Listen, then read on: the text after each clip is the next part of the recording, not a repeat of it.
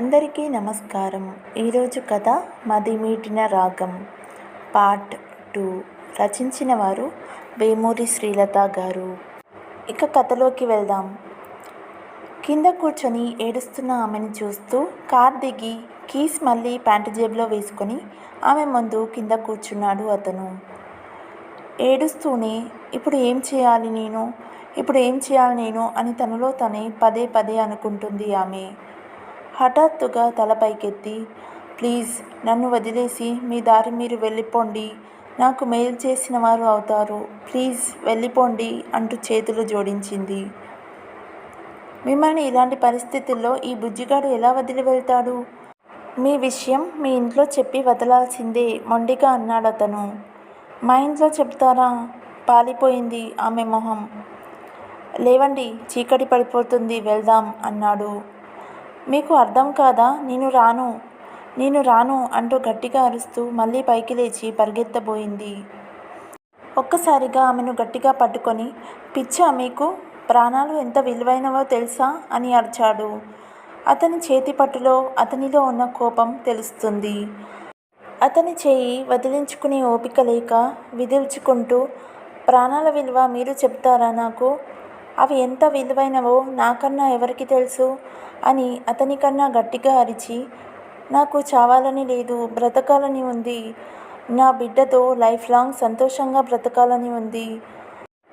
ఒక్క 8 నెలలు గడిస్తే నాకు ఈ చావు అవసరం లేదు, నా బిడ్డతో అందరికీ దూరంగా వెళ్ళిపోయి బ్రతుకుతాను మెల్లగా అనుకుంటూ ఎడం చేతితో కళ్ళు తుడుచుకుంది. అంటే ఇప్పుడు చచ్చిపోయి 7-8 నెలల తర్వాత బ్రతికొచ్చి నీ బిడ్డతో హాయిగా బ్రతుకుతావా?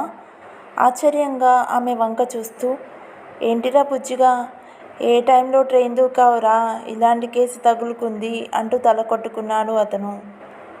అలా జరిగే అవకాశం ఉంటే నిజంగానే ఎంత బాగుంటుంది అంది ఆ అమ్మాయి. ఆమె చేయి వదిలి, కూర్చో అమ్మా, ఈ బుజ్జిగాడి బుర్ర ఇంతవరకు ఎవరూ తినలేదు తల్లి, కూర్చో అన్నాడు తాను కూడా కింద కూర్చొని. కళ్ళు తుడుచుకుంటూ అతని ముందు కూర్చుంది.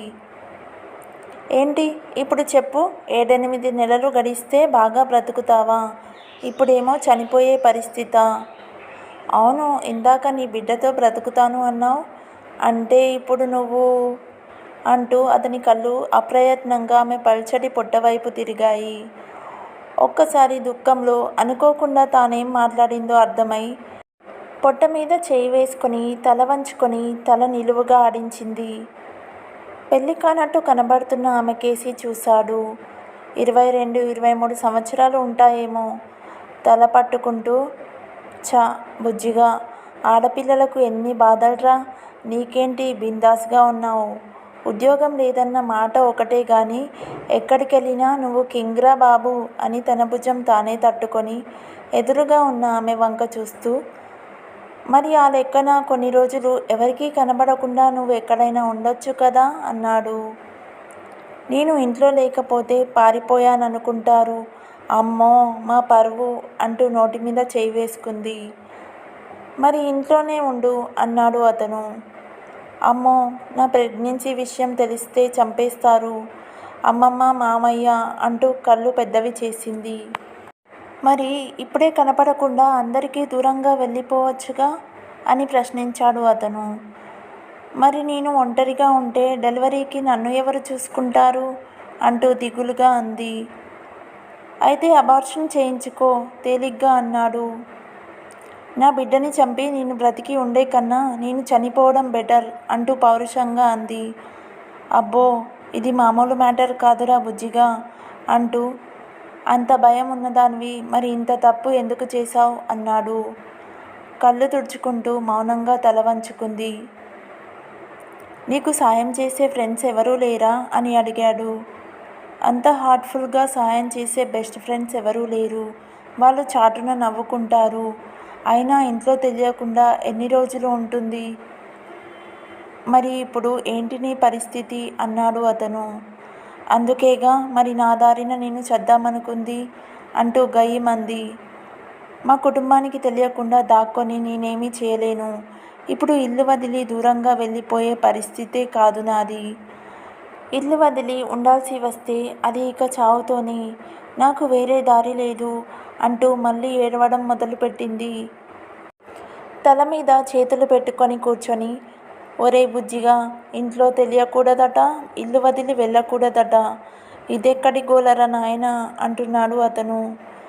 ఏడుపు ఆపి అతని వంక విచిత్రంగా చూస్తూ, ఇందాకటి నుండి వింటున్నాను, బుజ్జిగా బుజ్జిగా అంటూ మీరే మాట్లాడుతున్నారు. ఎవరితో అంది భయంగా సెల్ వెలుగులో వెలుగుతున్న అతని మొహంలోకి చూస్తూ. ఆమె మాటలకు బౌ అని అరిచి భయపడుతున్న ఆమెను చూసి నవ్వుతూ, భయపడకులే, వీడే బుజ్జిగాడు, నాతో నేనే మాట్లాడుకోవడం నాకు అలవాటు తన వైపుకు వేలు చూపించుకుంటూ అన్నాడు. 10 నిమిషాలు ఎవరికి వారు మౌనంగా ఉన్నారు. ఆమెకు అక్కడి నుండి కదలాలని లేదు. అతనికి ఆమెను వదిలి వెళ్ళాలని లేదు. ఒక ఐడియా అన్నాడతను హఠాత్తుగా. అతని వంక చూసింది. పెళ్లి చేసేసుకోండి అన్నాడు. ఈ పరిస్థితుల్లోనా అని పొట్టవైపు చూసుకొని, ఇంట్లో పరిస్థితులు కూడా పెళ్ళికి అంత ఫేవర్గా లేవు అంది. కాదు, దీనికి కారణమైన వాడితోనే పెళ్ళి. రేయ్ బుజ్జిగా, కంట్రోల్ కంట్రోల్ అంటూ నోరు నొక్కుకున్నాడు భస్మం చేసేటట్టు చూస్తున్న ఆమె చూపులు చూసి. అయినా ఇంత పరువు పరువు అని పాకులాడే వాళ్ళు పెళ్ళి మాత్రం వాళ్ళ ఇష్టం లేకుండా మిమ్మల్ని చేసుకొనిస్తారా ఏంటి అన్నాడు అతను కొంచెం ఎగతాళిగా. ఇది పెళ్ళి ఒక్కటే అవుతుందా? పెళ్ళి ఎవరిని చేసుకోవాలనుకున్నా పూర్తి స్వతంత్రం ఉంది నాకు మా ఇంట్లో అంది రోషంగా ఆమె. అయితే మీ ఇష్టం వచ్చిన వాళ్ళని పెళ్లి చేసుకొని ఇంటికి వెళ్తే మీ పేరెంట్స్ ఏమీ అనరా? బుజ్జిగా, ఇదేదో తేడాగా ఉందిరా అన్నాడు ఆశ్చర్యంగా. నాకు పేరెంట్స్ లేరు, తాత అమ్మమ్మల దగ్గర ఉంటాను. పెళ్ళి కాకుండా ప్రెగ్నెన్సీ అంటే పరువు పోయిందని మామయ్య చంపేస్తారు. కానీ ఇష్టపడి పెళ్లి చేసుకుంటే అంతగా ఏం ఫీల్ అవ్వరు. పరాయివాడి దగ్గర పర్సనల్ విషయాలు మాట్లాడాల్సి వస్తున్నందుకు కొంచెం అసహనంగా ఫీల్ అవుతూ ఉంది. మళ్ళీ మౌనం కాసేపు సంగీతం పాడింది అక్కడ. బుజ్జిగా, మళ్ళీ ఐడియా అన్నాడు వేలు పైకి లేపి.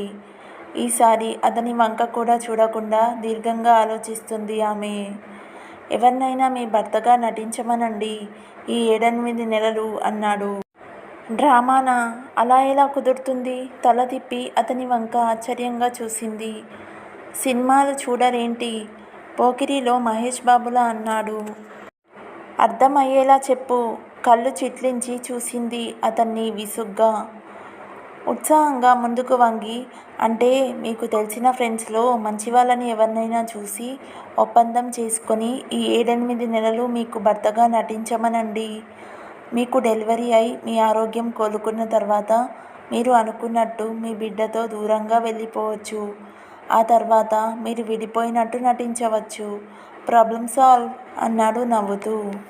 యు మీన్ కాంట్రాక్ట్ మ్యారేజ్ అంటూ అయోమయంగా చూసింది అతని వైపు. అవును, అదే సూపర్ హిట్ ఫార్ములా. తప్పకుండా వర్కౌట్ అవుతుంది. ఈ బుజ్జిగాన్ని నమ్ము అన్నాడు తన భుజం మీద తానే చేత్తో తట్టుకుంటూ. అతని మాటలు ఆలోచనలో పడవేసినట్లు మౌనంగా కూర్చుంది ఆమె. కృష్ణపక్షపు చవితి. చంద్రుడు మెల్లగా బయటికి వస్తూ చుట్టూ ఉన్న చీకటికి వెలుగు రంగు వేయసాగాడు. క్షణాలు, నిమిషాలు, గంటలు గడుస్తున్నాయి. రేయ్ బుజ్జిగా, ఎప్పుడో ట్రైన్ ఎక్కకముందు తిన్న తిండి, కడుపులో రైళ్లు పరిగెడుతున్నాయిరా, ఇలా ఇరుక్కుపోయావేరా. అతని మాటలు వినిపించి ఆలోచనల్లో నుండి బయటకు అతని వైపు చూసి చుట్టూ చూసింది. మసక వెన్నెల చిక్కగా పరుచుకొని ఉంది. చిన్నప్పుడు గోరుముద్దలు తినిపిస్తూ అమ్మ చూపించిన చంద్రుణ్ణి మళ్ళీ ఇప్పుడే పాతనేస్తాన్ని చూసినట్టు చూసింది. సి మిస్టర్ అంది. హమ్మయ్య, బుజ్జిగా లెగరోయ్, వెళ్దామా? దిగ్గున లేచాడతను. వెళ్దాం, మీరు చెప్పింది కరెక్టే అనిపిస్తుంది అంది. మరి ఏంటనుకున్నారు, సూపర్ హిట్ ఫార్ములా అని ముందే చెప్పలా? పదండి, బుజ్జిగాన్ని ఏ బస్టాండ్ దగ్గరనో డ్రాప్ చేసేయండి అని కీస్ ఆమె చేతిలో పెడుతూ, మీరు నిజంగానే బుజ్జిగాడి సలహా పాటిస్తారా, లేదంటే మళ్ళీ ట్రైన్ కోసం ఎదురు చూస్తారా? అనుమానంగా ఆమె వంక చూశాడు అతను. తప్పకుండా పాటిస్తాను. కాకపోతే బుజ్జిగాడే నా హస్బెండ్గా నటించాలి అంది కార్ డోర్ తీస్తూ. ఏంటి? ఒక్క గంతు వెనక్కి వేసి వెంటనే కారులో బ్యాగ్ లాక్కొని బుజ్జిగాడే దొరికాడా మీకు? వీడికి చాలా పొట్టతిప్పలు ఉన్నాయి. మీకు సరిపోయే హ్యాండ్సమ్ హస్బెండ్ని వెతుక్కోండి, వెళ్ళండి అన్నాడు బ్యాగ్ భుజాన వేసుకుంటూ. పొట్టతిప్పలా? మీరు ఏం జాబ్ చేస్తారు? అసలు ఈ ఊరి చివర ఎందుకు ఉన్నారు అని అడిగింది. మాది రాజమండ్రి దగ్గర కోరుకొండ. హైదరాబాద్లో ఏమైనా జాబ్ చేసుకోవచ్చని వచ్చాను అన్నాడు.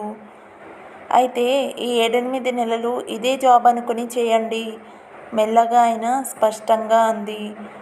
చెప్పానుగా, బుజ్జిగాడి వల్ల కాదు, మీకు తగినవన్నీ వెతుక్కోండి అన్నాడు వెనక్కి తిరుగుతూ. ఇదే నా నిర్ణయం. మీరు కాదంటే నన్ను చావు నుంచి ఈరోజు కాపాడుతారు కానీ రోజూ కాదుగా అంది పంతంగా ఆమె. ఉఫ్, ఒరే బుజ్జిగా, ఇలా ఇరుక్కుపోయావేంటిరా అంటూ అలాగే మళ్ళీ కింద కూర్చుండిపోయాడు. పావుగంట తర్వాత పైకి లేస్తూ, సరేలేండి, జాబ్ది ఏముంది, ఎక్కడ దొరికినా చేసుకుంటాను. నిజంగానే మీ ప్రాబ్లం సాల్వ్ అవుతుంది అనుకుంటే ఓకే, కానీ బుజ్జిగాడిదో కండిషన్ అన్నాడు. గుండె గుబగుబలాడుతూ ఉంది. అతని వంక చూసింది. నాకు బుజ్జిగాడితో ఇలా మాట్లాడుకోవడమే అలవాటు, మీరు మీ ఇంట్లో వద్దనకూడదు అన్నాడు. హమ్మయ్య, ఇంతేనా? ఇంకా ఎంత పెద్ద కండిషను అనుకున్నా అంటూ నవ్వి, ఇదిగో కార్ కీస్ తీసుకోండి, డ్రైవ్ చేయండి అంటూ కీస్ అతనికి అందించింది. చూడండి, ఈరోజు వరకు బుజ్జిగాడెవరో మీకు తెలియదు. వీడిని నమ్మి ఇంటికి తీసుకెళ్తున్నారు. ఇంత తొందరపాటు పనికిరాదు. మళ్ళీ ఆలోచించి మీకు తెలిసిన వాళ్ళని ఎవరినైనా సెలెక్ట్ చేసుకోండి అన్నాడు హెచ్చరికగా.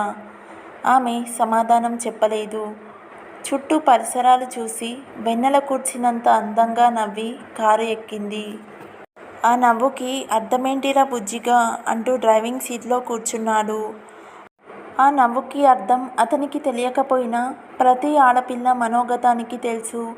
అలాంటి సమయంలో ఒక అపరిచిత వ్యక్తి అందమైన ఆడపిల్లతో ఒక నిర్మానుష్య ప్రాంతంలో వేరే ఏ ఆలోచన లేకుండా కేవలం ఆ ఆడపిల్ల క్షేమం గురించి ఆలోచిస్తున్నాడు అంటే అంతకన్నా యోగ్యుడైన వాడు దొరుకుతాడా అని.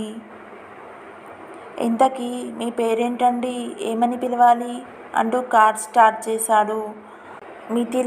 మితి అంది అప్పుడే దూరంగా చుక్కల దారిలా మిలమిలా మెరుస్తూ వెలుగుతూ వస్తున్న ట్రైన్ని చూస్తూ. వేరువేరుగా కనిపిస్తున్న 2 పట్టాలను ఒకటిగా చేరుకొని గమ్యం వైపు దూసుకు వెళ్తుంది రైలు. సిటీ అంతా పాలపుంతలా మెరిసిపోతుంది. అర్ధరాత్రి కావడానికి ఇంకా గంట కూడా టైం లేకపోయినా వెలిగిపోయే లైట్ల మిలమిలతో, తెరిచి ఉన్న రెస్టారెంట్లతో, మిడ్నైట్ బిర్యానీలతో కలకలలాడిపోతుంది. అప్పటి వరకు మౌనంగా కూర్చున్న మిథిల సిటీ ఎంటర్ కాగానే నేను డ్రైవ్ చేస్తాను అంటూ కిందకి దిగి ఇటువైపు వచ్చింది. ఫుడ్ తిందామా అంటూ ఒక 4 అంతస్తుల రెస్టారెంట్ ముందు ఆపింది. కార్ దిగి మౌనంగా ఆమెను అనుసరించాడు. వెలుగుతో మిలమిలలాడిపోతున్న రెస్టారెంట్ లోపల కళ్ళు కూడా కనిపించనంతటి లైట్స్ ఉన్న డైనింగ్ హాల్లోకి దారితీసింది. మంత్రమైన సంగీతం ఎక్కడి నుండో మధురంగా వినిపిస్తుంది. చుట్టూ చూస్తున్న అతను కూర్చోవడానికి కుర్చీలు బదులుగా ఎర్రటి వెల్వెట్ కవర్లతో మెత్తటి కుషన్ సోఫాలను చూస్తూ ఆశ్చర్యపోయాడు. రేయ్ బుజ్జిగా, నీ సుడి ఏంటిరా? ఈ హోటల్ ఏంటి? దీంట్లో భోజనం ఏంటి? ఈ అమ్మాయి రాజసం ఏంటి? తనకు నేను మొగుడిగా ఎంటర్ అవ్వాలా? చివరికి ఏమైపోతావు రోయ్? ఇప్పుడే నీ దారి నువ్వు చూసుకుంటే బెటర్. మెల్లగా ఆ అమ్మాయి ఎవరో ఒకరిని సెటిల్ చేసుకుంటుంది. ఎంత నిదానంగా అన్నా కానీ అతని మాటలు ఆమెకి వినబడుతూనే ఉన్నాయి.